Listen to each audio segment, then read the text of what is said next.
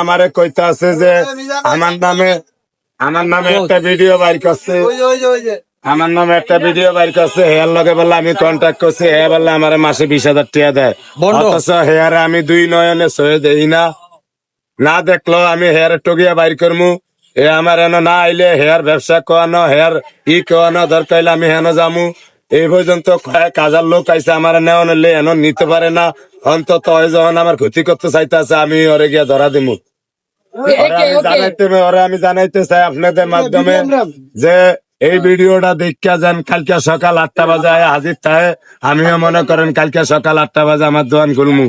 বিভিন্ন না কি হ্যাঁ বিভিএম নাকি আমি কই সরকার হোক বাংলাদেশের, হ্যাঁ আমার কিছু আইয়া যায় না। আমার কর্ম আমি করি, আমার খাওয়ান আমি খাই, হ্যাঁ কে হ্যাঁ আমার নামে মিথ্যা ছড়াইব কেন?